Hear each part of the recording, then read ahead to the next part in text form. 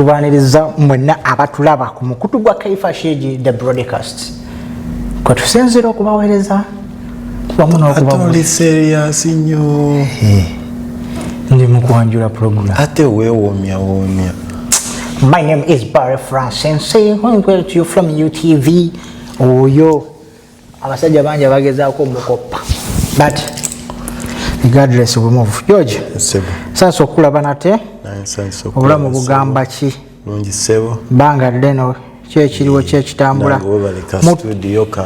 mutusinza ki eyo ka studio ka mulembe nnyo anti ate tologa webaleteekamu amaanyi muganda wange sooka okalyeko kalye osabukangako omuntu okusiimako ebyo byoba okoze ojja kundoza abantu nga balowooza sente eziri awo but regardless we move obulamu bugamba ki bulungi baaba how have you been embeera etambula etya America ekuyisa etya inshallah bibadde bulungi America empisa bulungi for sure mu bigambo bibiri sigira omuntu kye bayita America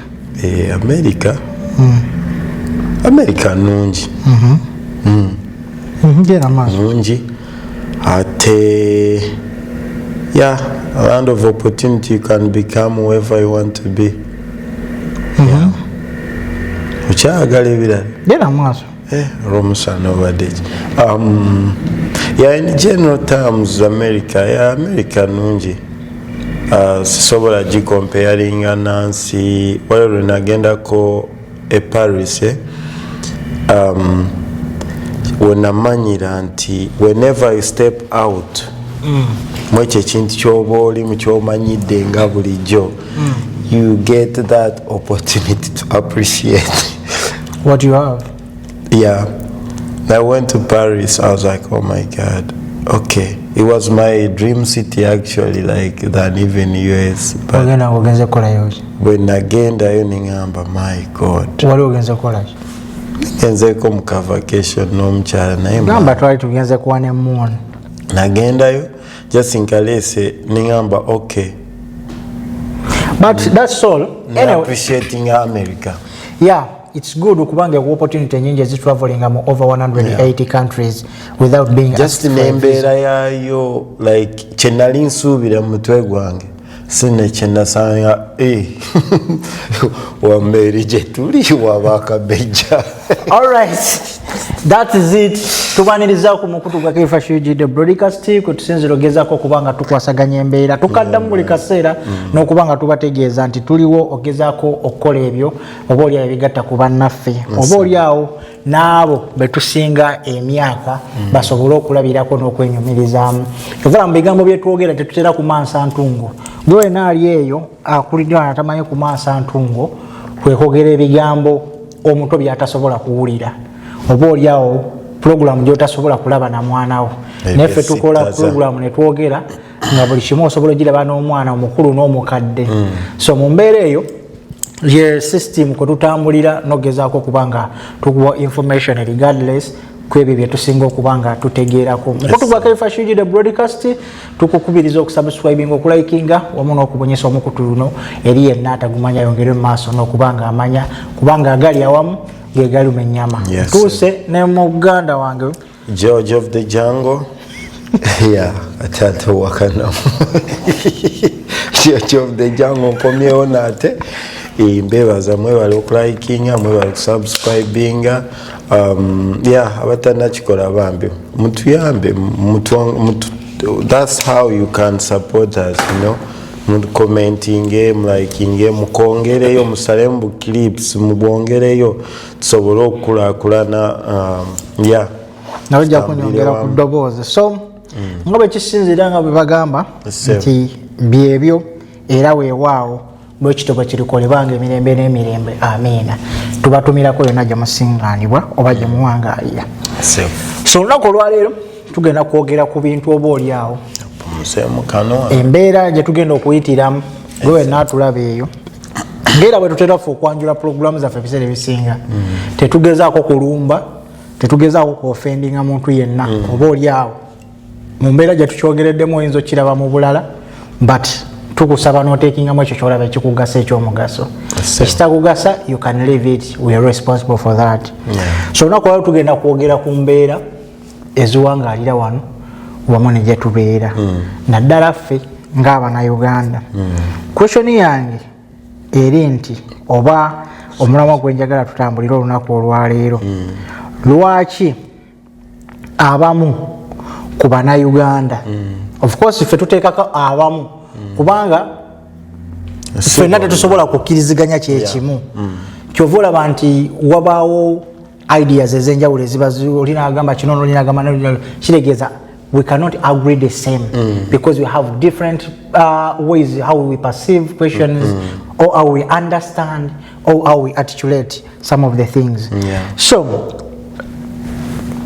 underline this, tutambulidde wano lwaleero, why do some people not proud of their culture and feel ashamed of being or called a Ugandan? Kuliza mu lulimi olwaffe olunyanyumbe lwaki bannaffe abamu oba lwaki Abannayuganda abamu bawulira oba muli okuswala oba tebeenyumiriza mu kuyitibwa oba n'omukubeera Omunnayuganda? Kikyengezaako okwongera okulambululamu katono nti tusisinkana abantu wano mu mbeera ez'enjawulo but abantu abo betusisinkana mubamu omuntu gwogenda okusisinkana nga bw'otandika emboozi ezikwatagana ne Uganda agamba boyo oba mwabaki mwava e Uganda muli ku Bulaaya ate okyanyumya biri Uganda ebya Uganda bikwatira gamba n'ekirala okubanga muli Bannayuganda muli babiri omuntu n'ababuuza hey where you coming from olina agamba Kenya kanze kanambulwe gojja kuwa mundiyo ekintu kino kyoyogera nkirabyeko even when I was in Dubai some people bababuzanga ova olinga tasobola ku mentioninga Uganda ngagamba nva Kenya but regardless lwaki twogera bino nze nyongera okukuutira gwe wenna ali eyo you will never be a Kenyan you will never be kasitaba banga bakuzaala ng'omanye nti wagenda oba mulago oba mama yagenda mu ddwaliro nga liri mu ggwanga Uganda wallahi ne bw'oliba ofunye obutuuze bwa nsi ki tolibeera kyova olaba wali erina ku passport place of birth bagenda teekawo Kampala oba Uganda naye ng'ate oli mutuuze kiba kitegeeza ki nti kiri kigenda sigala kikutambuliramu ne bw'oliba ofunye weebale nnyo. So mu mbeera eyo tugezeeko okubanga twekwanyaganya wamu okwongera okutumbula kalicha yaffe okwongera okutumbula ekyaffe wamu naffe ffennyini okwekkiririzaamu okubeera Omunnayuganda tegubangako musango tekibangako musango ate ffe tuteekeddwa okutambuza eggwanga lyaffe okutuuka eri okutandikawo n'abantu abalala okutandika okulyenyumirizaamu. So mu mbeera eyo lwaki olowooza abantu abamu bawulira nga bali embarrassed oba bawulira nga bali ashamed okubanga bayitibwa Abannayuganda oba n'okubeera Abannayuganda olina agamba nze nave Uganda tolina byenyumiza ku Uganda olina owulira nga akugamba tonyumya Uganda teyina kalungi n'akamu keerimu ogenda kugisisinkanamu eyina ebibi byayo nzikiriza but n'essaawa enfu ekyewuunyisa akyogera emyaka gy'amaze Uganda gyemingi okubane ku ebyo nga n'empapula tayina mbadde nkyakugamba nti n'essaawa enfu ebeerako ennamu emirundi ebiri oba lumu muki mu mwaka mu lunaku so ne Uganda eyinza okubanga erimu ebibi bingi but era erimu ebirungi byayo tujja kunyonyola so wenjagala tutandikire awo eri abatulaba onyongere no ku ddoboozi nakugambye dda nze nga nze nali nkirabyeko whereby omuntu ababuuza hey where you from Ghana nogamba what we as Ugandans nze mu kulowooza kwange I don't know kiva ku ki but wemba waakulowooza obulungi ekisooka abantu aboogera engeri eyo nsuubira ekisooka mu butuufu babutamanya eyo point esooka nti omuntu ava Uganda yamusoose mwokya tubeereho bwe tuba honestly abantu abasinga namba esinga for sure ne bwe basiwa ne mu America nga tugenze mu nsi endala ze tuddukira mu Canada waawa abasinga tuba tugenzeeyo for economic reasons ntegeeza ntuba tugenzeeyo kwetereza mu mbeera y'ebyenfuna. Uganda kimaze kwokya ebintu obitryinze ekikoze eki kigaanyi. Bw'ofuna opportunity n'odduka n'ojja mu zino ensi. Kati bw'otuuka mu nsi zino nga waakatuuka bw'oti obeera okyalina oba kye bayita oba waakatuuka ekyo ekiwugu ekyo rivalrism. Obeera oba okyalina ekyo mu mutwe buli kyolaba kiku excitinga. Era most people aboogera ekyo those people abeera nga bamazeemu emyaka mitini baba ba novice omuntu omupya mu kintu nga tannaba kuyingira nnyo sisitemu ya wano kumwokya nasooka najjukiramu ate obulamu eri bweyali okitegeera kubanga ye bw'abazze olaba ebintu speed alowooza bwebityo bigenda obbeera nota ntiru ng'oyingidde mu sisitemu ya wano neekucankana nnyo noga lindamu fundako ate Uganda bwe mba nemmereddwa nziruka muganda wange nanjokyayo ettooke nembeerawo wiiki okitegeera nti butamanya bungi omumwe mu butamanya mugira mindset. Ffe nga bannayuganda njagala tukkirize nti usually kye tutamanyi we think tekiriiyo which is not right. Nkofuna twakulanga tulaba obuntu ku firimu no ako computer akakoze nze nange neyogerako nina bingi bye nagenda nendaba kati nga bwogenda mu Universal Studios waliwo ebintu bye bakola oba Vegas noga I thought it was just computer made naye nga bakikolera oli ku stage nokyanga oh my god okitegeera naye nga luli I couldn't believe kati ekisooka because of the Uganda ebikwokyeza kati oba obadde katugeze oba oli waisemu oli Dubai noga okay kati wali ekiri America ekyeyo nofubutuka nojja mu America nogenda e London nogenda e Canada kati oba wakatuuka bwoti because tona kuyingira bulungi mu system tona gitegeera bulungi olaba ebintu bikyali birungi buli kyolaba kirungi you think eri magombe. That's what you think until with system ojingira we maro kukanga mu lwotegera nti okay now you have two things to compare to kitegera kwano no bato naba kiddayo ne these people have had many people nga baze wano nga ba visitors kyokulabirako nawulira Eddie Kenzo kasebo najja natuke Uganda natuvunza abali mu America abo babeera mu bina bw'abakadde bali mu I'm like hey this ono yaze wano omaze wano omwezi kyekinenye nnyo kyomaze wano abantu botuukidde mboga basangula obubina ate bo be bakulabirira ng'otuuse wano be bakuwagira okitegeera nebyoboogerako tobimanyi system you oze nomalawo omwezi gumu you can't know the system in 1 month okitegeera omuntu atanaba kukola mu zino systems tosobola gitegeera bulungi how it works kati because you as a Ugandan nga wakajja you have that rivalrism oinamu elo ekigambo kinakoseza mu kusooka obutamanya.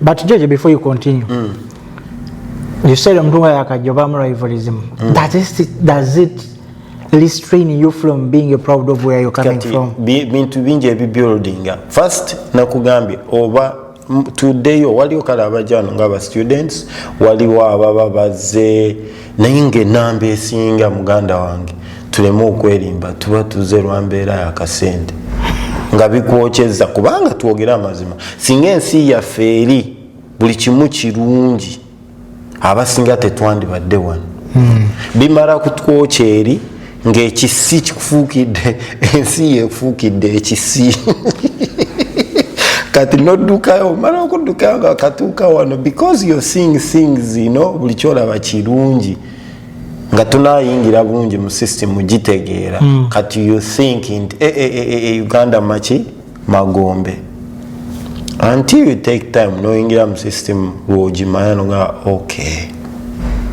this is what it is. Then another side jenkuwa lwaki abantu betamiddwa nnyo okweyita bannayuganda kiddayo eri oba abatukulembera banaddiini cultural leaders ekitegeera muganda wange ebintu byakyuka whereby tulina this individualism eyajja buli omu akolerera ndaaye okay buli omu yeefaako whereby nti government gyetukwata netuwa ne taxes zaffe mu kifo ky'okukola ebyo kubanga ngambye nti singa ebintu biri bulungi singa alisi bakola those basks abantu bangi abatandyetawanyiza kujja ekitegeere naye system ziri awo ziri vorongoto tosobola kumanya nti wenkola kintu like ayina sente yayitawo okitegeera systems ziri awo nkyankalamu kati omuntu bwatuuka wanala systems ezitegerekeka nga naddala kituufu kati oluusi bwafutanga omuzungu nambuuza sebo ovaawa gamba wa ekyo kansooka enkireko okwogaja agamba ono ava okitegeera nti nekyo mwekiri nti esi mulimu obutamanya obuba obutuufu mbulabyeko mosiringa wakajja naye I have seen some of my friends nga yogera ebigambo eyo siridda but with time ogenda okulanga kenyini after some time nga tanka okukyusa ebigambo bye kubanga kati alozezaako bintu bingi naye oyina byeyogedde omanyi ensose nensirikirira nga okuwuliriza but in most cases this time round I want to disagree with you in some cases whereby nti omuntu okubanga system nkyakalamu ewammwe it is understandable but ekikujjako kubeera munauganda nakubeera proud of your country waliwo mu luzungu kye bayita patriotism mu Luganda kye baliisa omwoyo gw'eggwanga kitukakatako ffenna kyovula baba kugamba nti yonna gy'otambulira tunda ensi yo esobole okumanyibwa essaawa zino ekitambuzisa Rwanda nebeera nga esupportinga n'ogisanga nga is one of the sponsors of the team ya Arsenal nga bagitadde no one visit Rwanda on their shirts it's because batunda nsi yaabwe n'aba Rwanda kitegeeza batambula ne bagenda e Bungereza ludda wa they must be proud of that and they cannot be ashamed of calling themselves the Rwandans or we are coming from Rwanda. The same applies to Ugandan. Being a Ugandan, it has never been a crime. Being a Ugandan is not a curse. Being a Ugandan is not a burden. Being a Ugandan is not a crime. Kitegeeza bwentambula nengenda regardless of the system bwetambula mu ggwanga lyattu Uganda. Kinkakatako okwenyumiriza mu Uganda. Kinkakatako okugezaako okupromotinga oba oliawo ekintu ekiri awo naye ogenda kwesisinkana nga bw'obuuza omunnayuganda oyo gwosisinkanye n'omugamba n'oyogera ku Uganda n'akubuuza biki ebyo by'oyogerako agenda kugamba ensi gy'ogamba nyenyumirizeemu sisobola gendayo nenkwata essimu yange bwenti nentambula oba essimu yange nenyiteeka mu nsawo emabega nentambula nga tewali agikutteko sisobola kwerabira essimu yange ku bus station nengisangawo bituufu oba ne bankubira ne bagindeetera bituufu gyebiri nenjagala nkubuuze kyogamba towulirangako cases zakubbibwa masimu mu America nze nja kuddamu webale nnyo kati bwe ziba nga gyeziri kitegeeza cases zino ziba buli wamu yes ewaffe ziyinza okuba nga it's one of the crime rates ezisinga obungi kobba abantu kukola biki but era abantu basigala bagiwangaliramu era ekyo kigenda kutusigalako nga tuli bannayuganda tuyinza okuba nga n'essaawa zino kyenkola naawe tuli mu nsi etali yaffe naye olulimi lwe twogera video zino zetukera ku macha ne tukola ne tuzogera mu lulimi Luganda sigamba nti George tetumanyi Luzungu naye amazima ga Katonda mu ggulu tubalagemu no tekitwetaagisa ekyo kubanga George ogenda kusisinkana omuntu ali wano mu America olw'okuba atandise okukyusa accent ayogera oyogere ene mistake mu Luzungu omuba ogenda okusisinkana akugambe Katonda atamanyi Luzungu oyogera naye ki akusekerera olw'okuba oyogedde statement erimu ebigambo ebitakwataganye bulungi eyali badde past n'ogifuula present ne bakusekerera olw'ekyo oyo bano naki mu America baba tamanyi Luzungu bro mama tata gwe nanda bali wano oyina accent wagikyusa omanyi oluzungu you can articulate it well osobola okunyonyola omuntu nakkiriza in English but that has never been our language nga bw'owulira bwe neenyumiriza mu kwogera Oluganda nga n'Oluganda lukubibwamu embogo but bwe nkuba Oluganda oba oli musajja Munyankole oyina ebigambo byoyogera nga mu Luganda nga si kituufu nali nkusekereddeko nenkugamba nti George ntera okukuba embogo yange mu Lunyankole lwaki tekibeera ashamed of lwaki bwe nkuba embogo mu Luzungu yes lwaki bwe nkuba embogo mu Luzungu nsekererwa nenfuulibwa omuntu feriya nenfuulirwa omuntu atamanyi Luzungu we were brainwashed kati we were deprived oba twajjibwako ekyali badde ekyaffe nti n'okubeera proud of yours oba ekikyo owulirira ddala bubi Paulo Kafeero oyo nga tannafa alina oluyimba lwe yakuba baluyita olulimi lwange yagamba nti omwana oba omuntu yenna babeera ku function ez'enjawulo naye ng'amazima ga Katonda mu ggulu talina lulimi lwalambika lutuufu lwali mu kwogera kiki yali agezaako okutegeeza kyekimu kye tukola nze naawe ogenda kwesanga statement kizibu nnyo okukola statement neggwayo nga temuli mu kigambo kya Luzungu okitegeera naye singa okola statement eyo George nga temuli kigambo kya Luzungu wabula n'ogyogera mu Lunyankole oyinza ofuuka omubi naye nga ate tekirina kizibu George nze kyovula nagambye you can communicate mu Lunyankole kuba wali abagiraba nga baogera Olunankole and they will be proud of that kuba bali presenting okitegeera let us also promote ours nze kyenkugamba nti gwe wenale feeling uncomfortable okuyitibwa omuna Uganda it is okay osobola okukifiiringa but nze my question to you is ne bwoba olina akatabo ka America oba aka Bungereza oba Canada wallahi nkulayirira you will never be one of them anyway you have your originality muganda wange be proud of where you're coming from be proud of be called a Uganda so do you know why patriotism is taught in schools osobola okutulambika nti yes ozalibwa mu nsi eyo okay but waliwo lwaki patriotism zigira zisomesebwa nti ne bugenda mu sectors ez'enjawulo mu magye ujasanga ogwo subject number nti musirikale asomya zasoma but wekituukangeko ekyo balina omuyigiriza okwagala ensi yo reason is webale nnyo lwaki balina okukola ebyo waleese ekyokulabirako ekya Rwanda okay as a government kati nga Rwanda kyekola nti yo nga yo egezaako to promote eggwanga lyalyo ne fronting abantu balyo nogenda visit Rwanda you know how much money the government pay they spend for a lot that as a government chembadenga nti bintu bingi it could be many things naye nze ndeeta ebyo byendowooza I'm not believing in that I'm so proud to be a Ugandan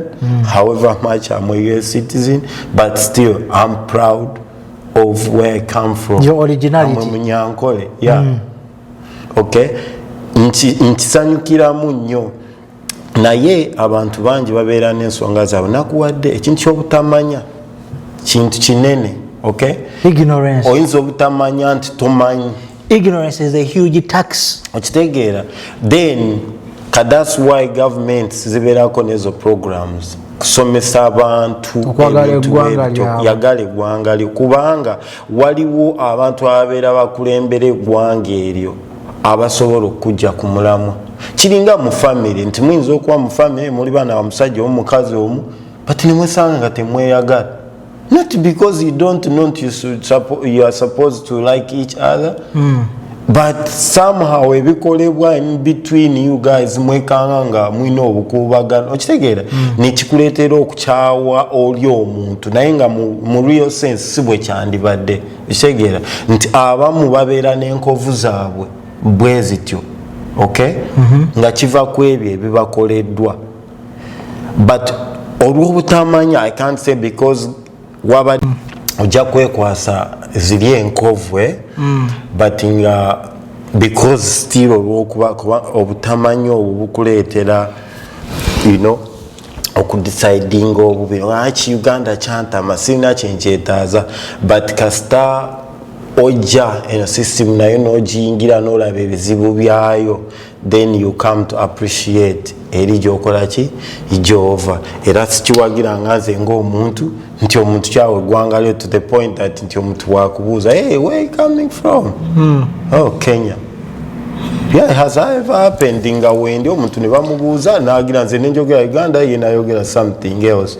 I'm like nanye mirabyeko nnyo abantu nga babyogera but nze just ekisinga okunkyankalanya kale eggwanga lyo ne bwoba owulira tolyenyumirizaamu olw'ebikolwa ebigenda mu maaso oli agenda kugamba do you think nti health system gyenfuna wano nsobola ogifuna e Uganda? You were right. Ekyo tekikukyayisa nsi yo kyembawembadde nzijaawo nti oli mutuufu but health system gy'onyooma oba gy'ovuma oze mu America oli mu myaka 283 gy'obaddemu the last 28 years ne boboze ng'oli wa myaka 2 health system eyo gy'obaddemu okumala emyaka ameka yeekune kyalinze okuvayo wakula mpaka wooli kitegeeza ki nti ffe ne bwe tubanga twali tukozesa habo twakula ate lyeddagala lyasinga okutufuula bano abantu batulaba nga we are strong because of our origin. Muganda wange, even regardless of all other factors, by birth you are a Ugandan, you are a Kenyan. Just be proud of where you're coming from.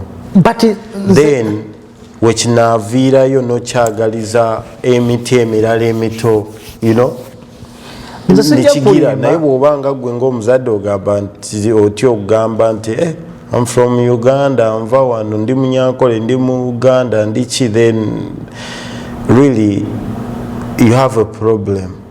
You have a problem regardless of whether you have issues, whether ganga lyaffe balifuga bubi, whether our systems are bad. That's another reason. Newa balifuga bubi. Echegera ezo reasons indara, but ezitalina kukyayisa ki eggwanga lyo nti you can't even say I'm from Uganda. Bobi Wine oyo omulaba. Aina interview, an international interview gye yaliko ne bamubuuza kupigenda mu maaso mu ggwanga Uganda onaasobola okuddayo mu ggwanga lyo yaddamu answer gye yaddamu yali mu Luzungu ng'agezaako omugamba I'm a Ugandan. I don't have any other country. Oba ki ndi muna Uganda sirinaayo nsi ndala okitegeera naye nga Bobi Wine oyo alina obusobozi obusobola okumuweesa ew'okusitolinga mu nsi yonna waaba yali okgenda okitegeera so ekyo kikulaga kigowe naali yana an opposition leader bamutulugunyiza amukozeeko ebikolobero but he still believe nti one day or one time ejatuuka addeyo ku butaka ekisiba n'okwewuunyisa okiraba abo bonna aboogera ne batrashinga Uganda nze Uganda nsi yange kyesaagalamu kiri ekintu eki obukulembeze obugifuga oba obukulembeze obututwala but ebisigadde nze nkimanyi if we have a good governance ensi esobola okukyuka mu buli kimu. Mukanda wange bayita nga sineerabira eno point ekirala kyendabe njogeddeko with a few people naddala abajja nga bannayuganda nga bamaze wano akaseera akanene okay batuuka ekiseera ne bafuna ebizibu bino bibalaba ku social media biki ne bagetinga detached from the reality back home kati omuntu omulaga nze Uganda sirina kyenkola ki kyenjagalayo sirina kyenkola ki but however you can choose to stay here, you can choose to be an American by naturalization but you still a Ugandan. You should be proud should be proud of the country eyakukuza eyakulera kitegeera jiwe flowers zayo regardless of all the bad things that are happening in our country. Olaba omuntu ayogedde ekyo statement gyoyogedde oyo ate muwagira okubeera ng'oli detached from Uganda it's not bad nze omuntu gwenjogerako West agree nga naye yonaavaayo mu broad daylight bangi batubalabe ku social media ngali ku live ezimu eriko enkuyanja n'enkuyanja z'abantu n'agamba tolina ky'onyumeza ku Uganda. Look at these roads nze ngamba kino Uganda, look at the health system back home. Toyina kyo ngamba. Uganda nsi ya kisiru nnyo. Sisobola nze kubeera mu Uganda. Uganda nagivaamu. Sisobola kwegomba mwana wange genda kubeerayo. I'm talking about that person. Yes baba, bwagamba nti omwana wange saagala abeereyo ngali wano. That's omuntu mutuufu kubanga if wemaso okulabirira omwana wange wano nga everything I can. That's oyo muntu mutuufu okwogera ekyo. Katono nnyo atonavaawo. Tulina shoje twali tukola nze naawe. Gwe kenyini mosheeyo twali twogera ku bazadde. Wa mentioninga ekintu ekigamba nti one of the thing ekiridinze ku molodike oba obusiwufu bw'empisa abaana okubanga owava isingiro naye nga tosobola nakuzzaako omwana wammwe eyisingiro ogenda okulaba wa gy'ava. Bro ne bwoba ozaalidde wano omwana nga wazaalibwa Uganda George abaana bo bonna b'Amerika okujjako vi but still bayina ensibuko. Of course. Bazaalira n'aba America. Oyo mvubuka namutwalayo myezi 8. Naye kati kyenkugamba oli bw'omudinayinga ekyo be bano abaddugavu boogenda okulaba nga ya losing identity abali wano.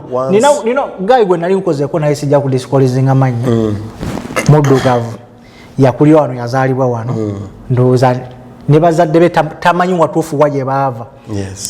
Nali nnyumya naye yali muvubuka nga bamukuza alinamu ku mpisa. Bwe nali njogera naye nangamba ondaba wano amazima gali nti in my retirement njagala kulitayalingira mu Africa.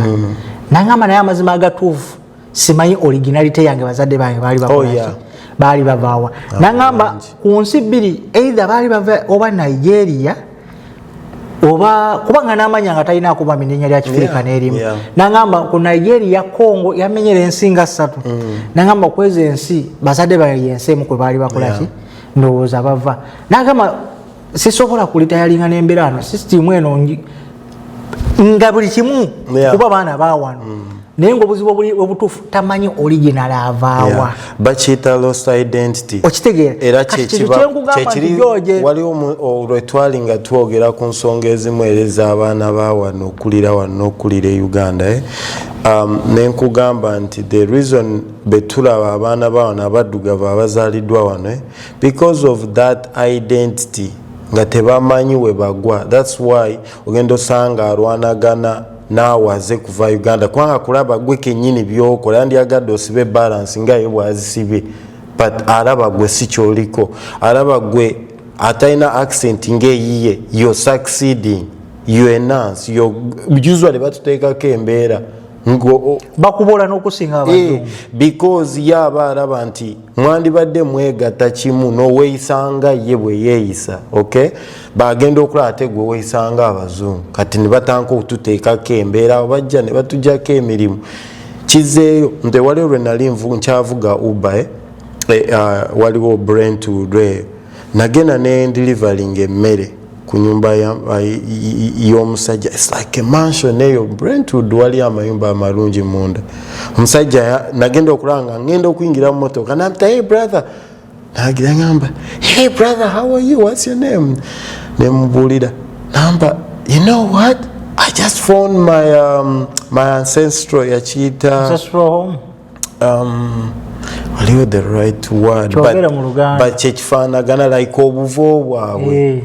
Yeah, I found it. We did. I've been following. Was it the DNA something? He did a following obuvobo. Number we just found tuva family of Tuava, Bajaja of Bavagana. I am so happy. Muram Saja Mugaga Nangamba Ndi Mugaga Ninachi Nangamba. If you ever need anything, you see my address. You can. Ngolaba musanyufu okumanya kati awo nfunye je wenjagala osimbire wakati and many people baliteeka mnesente okunoonyereza bajjajja baabwe je wenjagala osimbe wakati nkuzeeyo ku kyennyini kyoyogedde ekyomugisa omulungi gwe kennyini gwonvuze n'onteekaawo wennyini kati bwenkwagala ogambye tojja kubaako na buzibu ku muntu oyo azaalidde wano omwana n'amukuliza wano okuditakinga omwana okugenda e Uganda. sebo okitegedde bubi damu reviewing ku kyoyogedde nogamba gwe kenyini ngambye omuntu wenzi jeri statement je kugamba nti gwe kenyini go akola statement mu shemu je twali tukola eyempisa nogamba nti ekimu kubireetedde empisa okusibuka baana butabazzayo wa kye kyandeseza statement njagala nkugambe why would you think nti omwana ono butamuleka kumutwalako mu Uganda n'amanya nti Uganda abazadde abanzala oba omusayo omutuufu ogundimu gye gusibuka ne baba nga bamuzaala mu muzungu ekyo muganda wange wankutte bubi I said nti wagambye waliwo abo ababeera ku social media zeki Uganda kyatamanzi omwana wange sobola kumukiriza nenkugamba nti omuntu ayogera bw'atyo yewaddembe okwogera biki byayogera bw'abaala nti asobola okukuliza wano omwana we nga gamba nti Uganda tewaliyo health care ennungi Uganda tewaliyo education gundi systems ennungi amakubo biki security nga ye kyeyekwasa he's okay wasobola okulabirira omwana we mu nsi yonna gy'ayagala it is fine but that doesn't mean to obutenyumiririza but narrative yayinza n'ojuguza omuntu omulala nanti ngamba era be bangi abavaako nayogere ekintu kubanga omuntu bw'atyo tagenda kukkiriza kweta muna Uganda nga waliwo amubuuziza ekitegeera kyenkugambye nti someone I can have a right okulaba nti okay Uganda kino insecurity maybe zino system mwana wange kasomerewa mu America kambeere naye but I'm not saying nti omwana wange tasobola kugenda nemutwala n'akyalira bajjajjabe okitegeera n'alima ku bijja byewaabwe okitegeera baba era kiddayo nti I'm not saying nti ngenda but I have to take my kids nange nkikola nibagenda bakyale balaba bajjajja baabwe ne balaba bajjajja baabwe we baziikibwa olulimi oluganda ne tulwogere waka wano mu US so that they have that identity they know they have cousins back home kisobola bayamba naye kati omuntu agamba nagamba nti Uganda yamutama to the point nti tasobola kweyita nti muna Uganda nga wali omuntu amubuuziza ddala oyo abeera nga either butamanya biddayo ku nsonga ziri butamanya arrivalism n'omukozesa obusungu obutalina lwaki twogera ebintu nga bino nti twogera okwogera ebintu bino ono kyakugambye ku ky'omwana omwana busobola okukeera ku makya nga sisitimu yawana agibaddemu n'akola ebyakoze ne bimuviirako obuteyagala na kufuna mirimu gye yali badde asaana okufuna okitegeera nga buli walaga okufuna omulimu ogutegerekeka because of the background weba olaba mu nsobi ze yakola ezimu ne zimuleadinga awo okubeera ng'alemesebwa but omwana ono bw'aba alina alternative teri agenda kumugoba mu Uganda with the experience and exposure with the background education system gy'alina omwana oyo asobola okugenda n'afuuka ekintu ekyenjawulo mu ggwanga Uganda ng'ekimuleetedde ekyo bwensibuko ya kitaawo ono George n'agenda ewaka ng'alinayo abantu bayita family baganda ba George be yazaalibwa nabo George of the Jungle mama wa George of the Jungle waba akyaliyo basista ba George of the Jungle abaana babasista ba George ne ba brother ba George bayita ba cousin brother baani nga bonna gye n'amanyambu kubanga wano mu America tulina ekizibu ekibeera nti immediate family so all about mama daddy and siblings bino ebyaba extended family uncle auntie biki ebyo tebabiriiko nnyo okitegeera nti babeerawo but your main focus is on this immediate family okitegeera which ewaka bwe kiri naye kati kiki nagambye nti obaana baffe bano kiba kyamukisa n'omu exposingako ku kiri mu bwongo bwe bwama we have a big family okitegeera tawuli sometimes kids wano bafiringa kuba lonely nga talina muntu gwayogera naye kati olanga ebyo waddoga nti omwana afuna ekizibu ngaki akifuna nga talina nagwayogera naye many if you've ever been to like amaduuka wano waliwo oba otambula oshopinga nomukadde nga muzungu nakuyimiriza ayagala ayogereko naawe talina gwayogera naye kyovola ne wano omulimu ogwo sebo gw'okwogera waliyo app gy'osobola ogendako gwe ogugwo nga gwakwogera n'abo abantu just converted ne bakusasula nti sisitimu yaabwe but kiddayo eri let's be proud of where we come from. Ate omwana wo bw'oba omukuza mulage nti owaaye nze nakuliramu eyo ensi yadde kino ne kino tekiteredde but mbadde kino to the point nti kati nkuzadde nkulabirira okitegeera ya kati kigenda muwe ekifaananyi nti ne bw'aba naye atuuse mu challenges abonyaabonya akoze ekiwano mu America, he can still push on cause akimanyi nti these challenges is a fact of life. Before tunabana kufundikira nze nina ekirowoozo ekigamba nti most of the time tetunenya abaana bano bosanga nga mwana ali wano yazaalibwa mu Uganda naye nga engeri bw'omugamba Uganda agenda kugamba no I can't go there okitegeera eyo mentality eva kuffe bye twogera omanyi buli bw'obeerawo Mr. George of the Jungle buli kyoyogera mutabani wo ng'ali awo there is a age omwana watandika okurecordinga each and everything mu mutwe ate nga tekigenda muvaamu kati gwe bwakuwulira nga oli eyo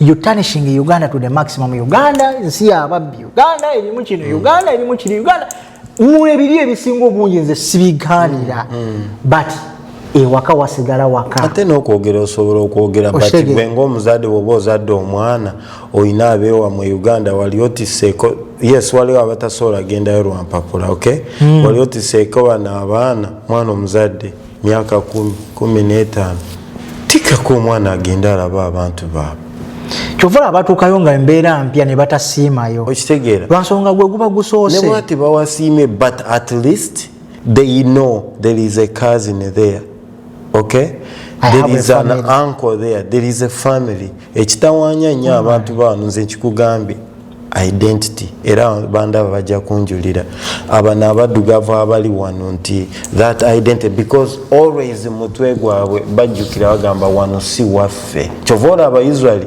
omuntu yenna alina that mentality wano si waffe most of the time toyina gy'ogenda because buli bw'oba ogenda you are thinking wano si waffe than okuba swe nogamba kati nzize kukikuba ochegeera nusetolinga obwongo naye bwogera nanti kati ffe tuli ba slaves kati ffe bajjajja baffe abakola bino.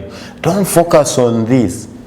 Now you're here, then what? Ochegeera muganda wange kola nnyo okulaba nti ono gwogamba nti yakuviirako yaviirako bajjajjabo okuba slave oba ki oba ki kola competing naye systems zinzo okubanga teziba favoringa kyenkanyi okay but faayo fuba naye abaana bawano bambi byebyo identity tewali abazadde bawano ozaala omwana kasitawoza 18 agenda mu college mubeera California omwana nagenda Washington okuva wano ogenda Washington 6 hours mwana atuukayo wafunira omusajja nafumbirwa eyo ki wano wali okola kuva ku myaka kutuuka ku myaka 18 ng'omenyeka buli kimu mwana bwatuuka 18 nga bakulekako mu nyumba era wekiddirayo nti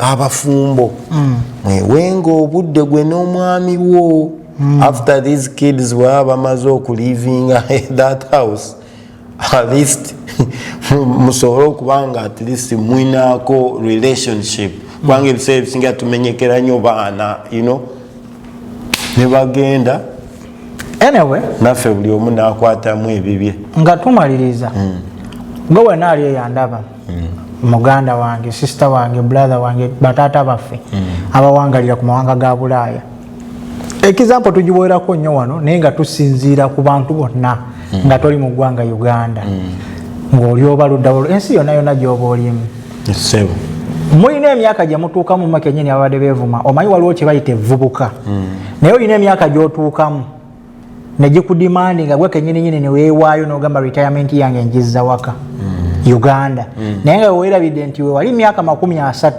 Uganda wagirabanga eggeyeena buli kaseera bagamba it's always a time that determines what is going to happen buli kimu kyonna kyokola olunaku olwaleero system gy'ovuma bwe yali mu 1971 ng'Amini awamba obukulembeze okutuuka ku 1979 Obote n'akomawo n'afuga Tito Okello Lutwa n'akwatamu emyezi awo Yusufu Lule Bani ogenda okutuuka ku mulembe gwa Mwami Museveni bweyakwatira obuyinza mu 1985 ebintu si bwe byali we tuli olunaku olwaliro system wetambulira si bweri at least we appreciate a little bit those nakuwadde in quotation kyesikolagana nawe bwe bukulembeze bwa Mwami Museveni obwa myaka 4 but ebisigadde byonna nze I'm so proud of being a Ugandan ate nze era sikyevumangako kyovola bantu nze ne ku mulimu gyembeera gyenkolera of course teriyo muddugavu naye mukumbuuza omusajja yambuuza yampulira ku lumu nga njogera ku ssimu ayo nambuuza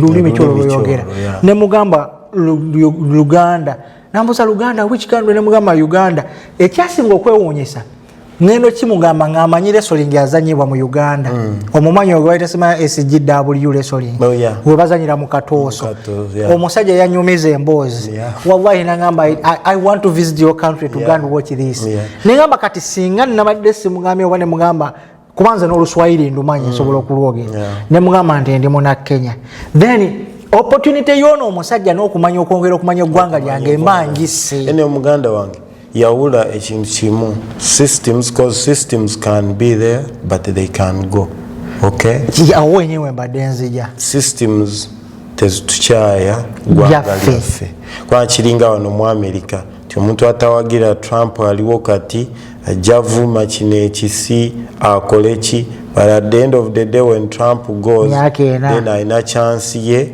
ey'okunyumirwa ensi ye at the end of the day yagala ensi yo naye oli wadembe okuvuma bino bi systems cause systems comes and go they change okay but tokyawansi yo gyenyumiririzemu gipromoting Mwami Kyagulanyi bagambe kye yakola during the time of campaign those who can invest okay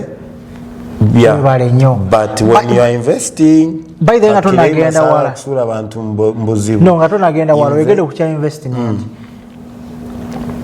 abantu abasinga nze I will support them ndisinga kye tukola wano muri ne gwanga tukikoppa tugezaako kitandika ewaffe ngamba kino nkiweramu example nga system eriwe yekisiru evuddewo I believe eggwanga lyaffe lisobola okukulaakulana n'okusinga ku kyetulowooza but the reality is actually kankubuli bantu bangi abazza sente Uganda bendabye naawe project z'amasomero z'okola yagala okunzisa basajja obadde ki awali abantu abatadde sente mu real estate wali abantu abatadde mu masomero waliwo kati nga walabye kati nga organization nga tuyamba abaana sinti omumanyi sinti ki that's giving back your country. The reason as to why nayagadde omukyalo yonna batanzi akulira the greater vision Uganda you can imagine the greater vision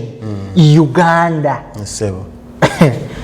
bro I was so surprised the same time I was inspired by this woman nabatanzi CEO akulembera egundi eyo natuludde mu hall I saw upon nga awana Uganda oyinza otubalanga tetuwera 10 but the total number of the attendance bonanga bazungu okimanyi lwaki nti fenga abana Uganda tetwe supporting nakulaba wali lwe wakyaza omwami freshest you know wali omukyaza nga ayogera ku bino ebintu by'okuleeta entertainment tuvuddeko katini ku muramwa but it helps nti mwagerako katini nakulaga nti I don't know fenga fe oba buteyagaliza nti omuntu bw'ojja okunsupportinga olowooza nti oba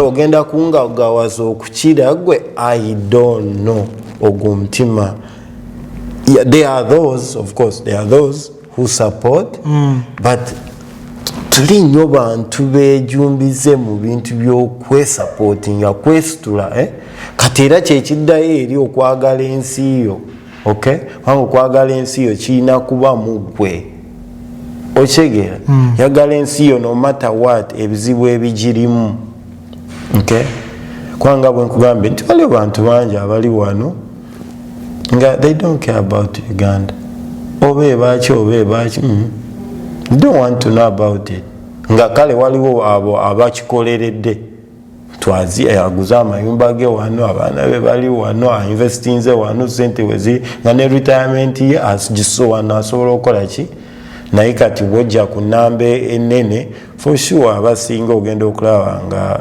yeah you can even retire back home. Nze oyo omulaba gy'ojja akola ekyo ky'ogambye nze omuntu yenna yonna mu nsi gy'owangaalira ne bw'oba nga gy'ogenda okumala obulamu bwo bwonna sikulinaako obuzibu and I support you in your own opinion. Yeah. But my question in a bracket yabadde nti why would you tarnish oba why would you speak ill about your country n'ogyogerera bibi ne bw'oba togenda kuddayo you can still speak good thing about Uganda but there are many things to at the end of it n'ogamba Uganda is a very good country. I would advise everyone to go and visit. Though I'm no longer Ugandan, I subscribe to another country that made me a citizen of that country. I also go back to Uganda only to visit because I love its food, I love the environment, I love this and this. Chimala. Yeah. Ochitegera bro. Already oba omaze okwencouraging omuntu omulala omuntu gwe babuuza nti where are you coming from n'agamba Kenya, you expect them to say all that kiri kye tuzeeyo nti twagala ensi yaffe. Museveni wali enkya gyagenda musobola okera ku makyanga afudde wajja kujja bano bonna bino bye bakola gwe obanga tomwagala aleme okukyayisa ensi yo kyekimu ne wano nkikugambye Trump wali acyankalanya byacyankalanya kati enkya gyakera agende kati abatamwagala mubeere hopeful. Anyway, nze mu bigambo byange bisembayo nyongera okukubiriza omunnauganda yonna gy'oli. Be proud of who you are. Be proud of where you're coming from.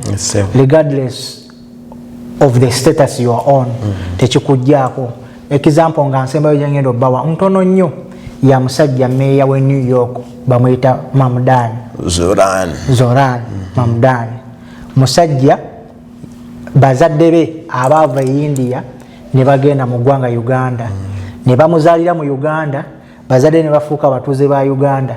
Kitaawe y'omu ku basajja ku mulembe gwa Amin abafuna chance za scholarship okujja okusoma mu America n'atuuka nkubulira kino gye kiva yali muyindi n'afuuka mu Uganda n'ajja n'afuuka mu America n'asula family yonna Uganda n'agireetawa mu America. Omusajja ono family ye teerabirangako kwogera luyindi. No. Ate taata we abadde involved nekati abadde so involved in politics we Uganda. Wembadde nzija kitaawe amanye ennimi okuva ku Luzungu Luyindi n'Oluganda. Alina n'akatabo ke yawandiika about the Ugandan system. Okitegeera. Zoran Meya afuweta Oluganda. Era ali proud. And the moment olaba bwe bamu-electing, he was so proud. Era ne bw'aba nnyonnyola mu speech ze ebimu ku byenjagala ayogera agamba nze ndi immigrant eyazaalibwa mu ggwanga Uganda nenzija nenfuuka omutuuze w'eggwanga lya America.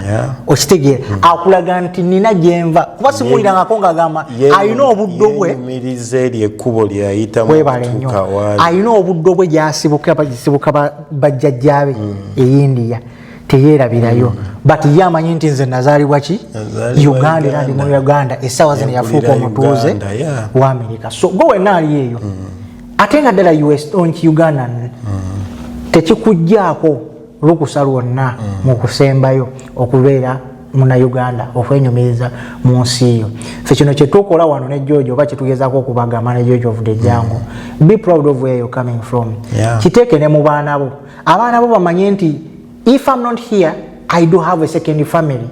My second family eva mu Uganda bazadde bange gye baava oba maama wange oba taata wange omu ku bo gy'ava. Okitegeera abaana abo muwe chance gwe ne bw'oba togenze kubira sister wo kubira maama wo bagende bamu receiving ku airport agende amanyeko ewaabwe bamutwala atambuzeeko ne ku bigeri alabe exposing yalabe bajjajja ne bajjajja we bagalamidde alinye ku miti anoge pera nga liri fresh mwana wa wano kula ngo osale nkoko oh my god atasobola jirya kuba bazisanga nsale twala omwana bajimukwasa omutwe baguje tebazijja mu supermarket. Yes. Alinyo omuti anoge fene aginoge afuneko that exposure nga bwayogedde. Bw'anaaba atuuse wano bw'alaba ng'omukolera bino byonna omukima afuna chance eyo esobola okomparinga n'amanya nti waliyo second, waliyo another place where nsobola okuddukira. N'ekirala n'alaba ku bintu engeri gye bikolebwamu. Ne balema kulowooza nti ababeera mu Afirika baddu oba nkima. Ochegeera n'alinya ku biti. Bambi abazungu wano balaba kutunuliranga akutya. Because what they know is balowooza ffe tubeera bibira, like tubeera mu bibira. Akutunuliranga takutegeera. Alowooza ffe tubeera mu bibira, oli n'omunyumiza nti Lion n'agamba, oh my God. You just come and just pass there. Then no. Like, no, of course they are in national park or somewhere in a zoo. Kwamba bambi baba tebamanyi. Segera. Mbagala nnyo bannayuganda bannange. Mbasaba nnyo bannange mwagale gye muva. Woba Muganda, be proud to be a Muganda. Woba oli Mucholi, be proud to be Mucholi. If you are a Musoga, be proud to be who you are. If you are Munyankole. By the way, tugenda tandika okukola ekintu kino. The next show naje tuddamu kukola. You introduce yourself mu Lunyankole. Olina ebigambo by'otandika nabyo okwenyonyola ko kugamba abantu ogenda tandika byogera mu Lunyankole. Ate ekyo nakyo. Yes. Nze ndekera Oluganda. Ate olowooza sirwogera. Kati basiibule mu Lunyankole tuve wa. Bantu mwe bali kutuleeba, mwe bali kutukunda. Subscribing, liking, akadako mukakoneho. Twateeka ya akantu mbase kulauka kumanya mutujoininge mwebale antubendeza olunaku lulungi ntubendeze ekiro kirungi abali mu America n'abali mu nsezi mukama batukumire for God and my country. Yes, oyo ne bamweta George of the Jungle. George w'omukibera nicyo kigambo kiki.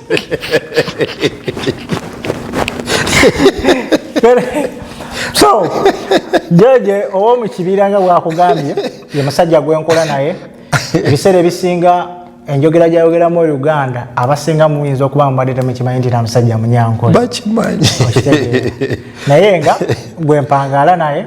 So bino ebiseera ebisinga kyetugera okubagamba nti ebintu ebimu tebikwawula tete bikufuula mulabe. Tuyinza okuba nga tuva mu different tribes, tuva mu different religions, but fene ekitugatta tuli bana Uganda. Kyekyo twakugambye mu bracket we are both Ugandans. Okitegeera. Is an American citizen. Tweyagalize where you are. Tebwakiwejjamu. So kati n'onsonga eyo ffe tusigala tubagamba nti eggwanga Uganda gye twava era oba oli awo gye tulidda nga tukaddiye mu myaka gyaffe egy'ekikadde gy'okuwummula ate tuleke abaana batambuze sisitimu eno ate n'abasigala wano still if you came from Uganda n'osigala wano it is your own choice. So n'olwensonga eyo Kaifash Uganda, Kaifash UGD broadcast gwe mukutu kwe tusinziira tubaagala nnyo until next time mubeere bulungi, bye bye.